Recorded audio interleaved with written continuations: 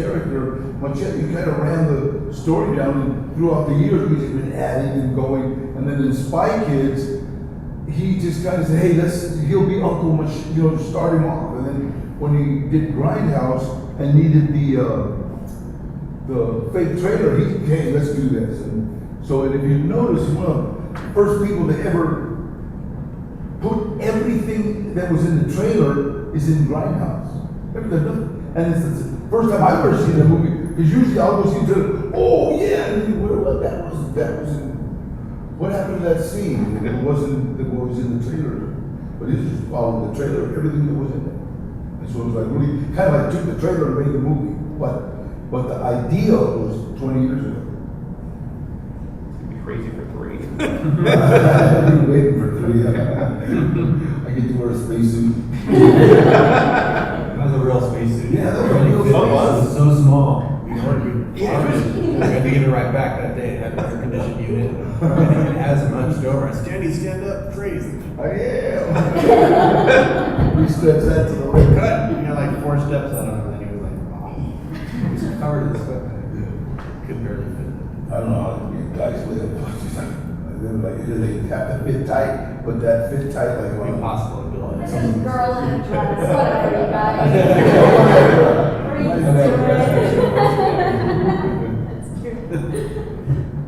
Hi, I'm Mark Martinez with the Austin Horror Society, and my question is for Alexa. Besides the wardrobe, can you talk about some of the differences working back then on Spy Kids and now working now on Machete Kills?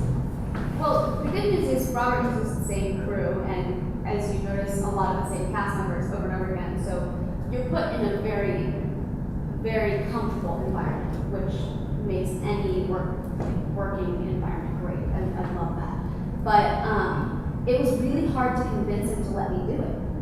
Everybody has always seen me play these kind of younger roles, younger characters that, literally, I think when we shot it, I was 24, and I'm like, I called him, I was like, Robert, I really want to kind of play a more grown-up, edgier character. Like, do you have anything in Sin City that I can play? He's like, absolutely not. What did you say? You're like, no way. That would never happen. That would never happen. It's actually what Like, oh my God, are you kidding? No one's ever going to hire you for a role like that. They just want me to just make it girl. Then I realized, oh, that's part of the problem. I think that way too. And I had to actually do that with Carly Gugino. She did 3 Spy Kids with me in a row, and people thought of her as the nice mom. And you kind of curse an actor. I feel like no one can break that curse. I put her in Sin City, and then it was everything after that. George Clooney was so good at playing a nice doctor on the yard that no one would hire him for a movie. So I put him in Dust Till Dawn. It's 180 degrees from that as a killer. And then he booked 3 movies before Dust Till Dawn came out, based just on this casting.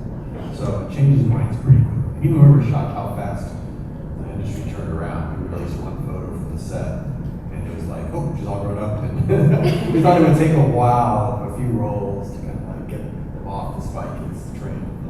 But it was pretty insane. It's also fun, because Killjoy, while she's a cool, edgy, strong character, we're not taking it so seriously. Like, we're not going way over the top. I mean, her outfits are crazy, but she's strong and she's a killer. She's a killer. It just, you have to, when you're doing that, you have to take baby steps. I feel like it's such a sensitive area when girls specifically trying to make that transition from, those younger characters to a more kind of adult world. People just quickly put you down, but I am 25. I'm not 16 or 17 trying to do it. So you just have to try to find the good area, and luckily I have a wonderful, wonderful team right here with these 2, and they make me feel very confident on set. So funny. She walks out that outfit, everybody that hold it. I'm like, okay, seriously? Please get over it. It was like the first time your daughter stepped out in a bikini. She said, Daddy, get down! And then it was like, wait a minute, and she was so secure with herself that it made everybody else feel. Well, if I showed any bit of hesitation, you would say, Kathy, go home, you're not ready for this. You're not ready. I think we have about 8 minutes left, so if you haven't asked a question yet, or you want to ask one, definitely let me know. Hi, I'm Demi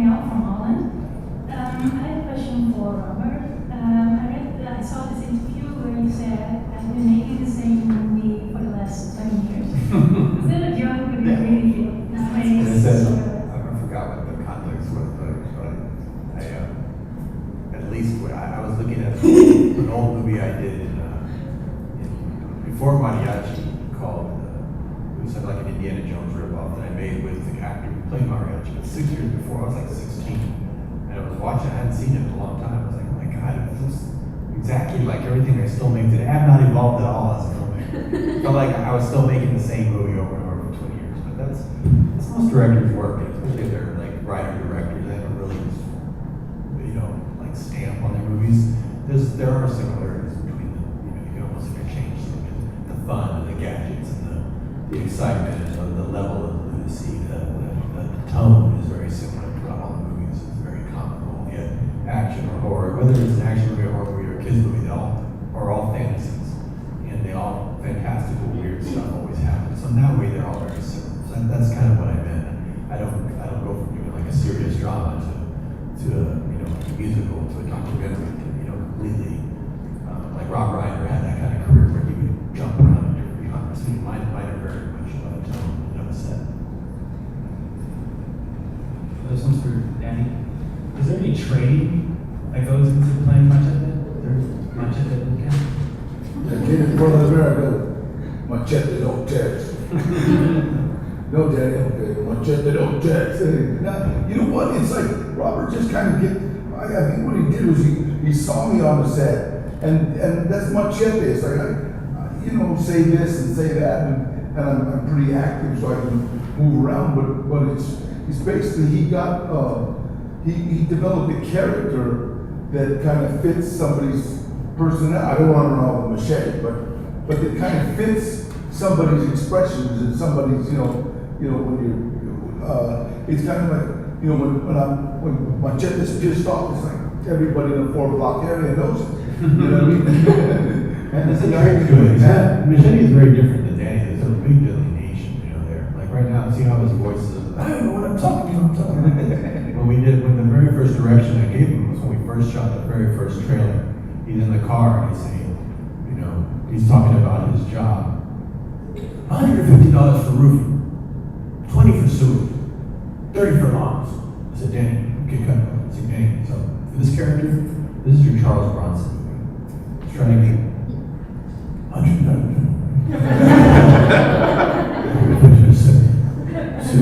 You're like, Dad, that's it. It's just like more understated. And then everybody bounces around it. It's like the president can be going, Machete, we want you to do this, I want you to do that. He's like, find something else.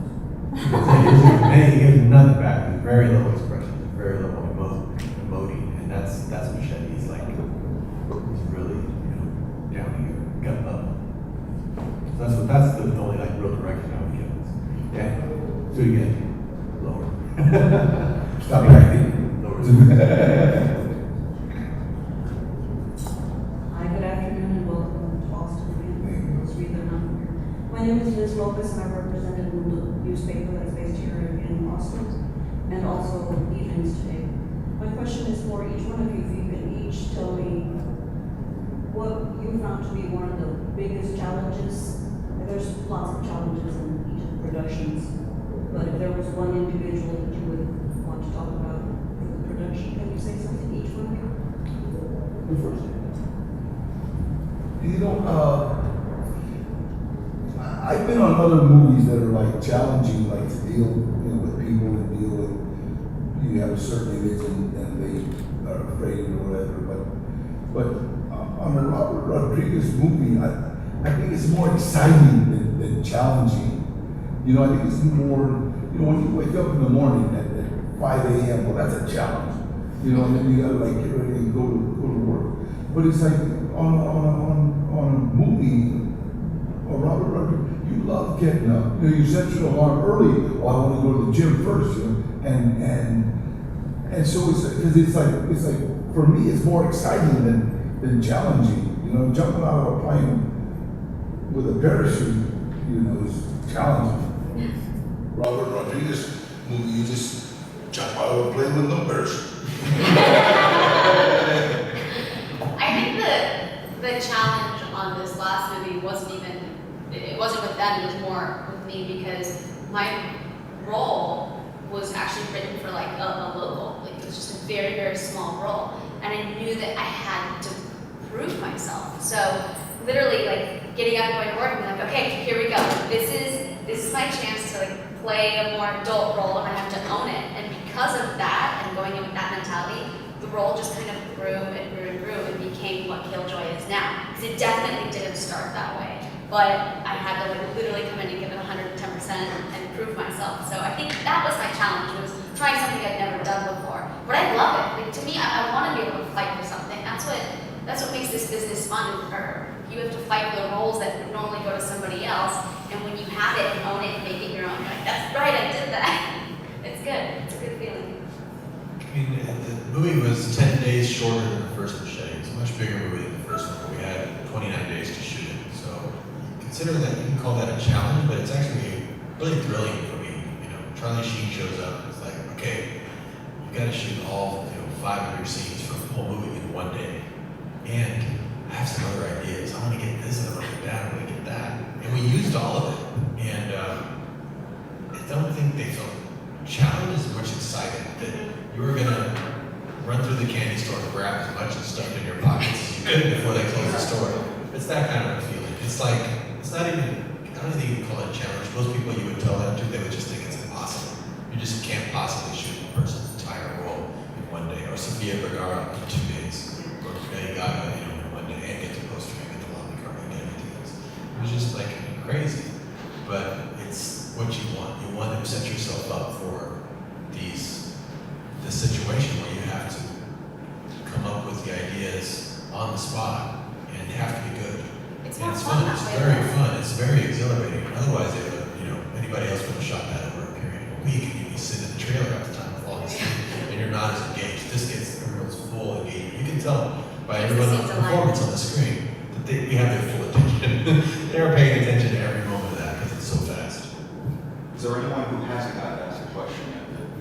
I would like to ask a question. Hi, I'm Christine Thompson from AMF Magazine, and I really enjoyed the movie yesterday. Thanks, it was a lot of fun. But I have a question that's a little bit different. Your cars in your movies are just amazing. So the idea behind the car, the way it looks and what it is, can you talk a little bit about that? The metal car? Yes.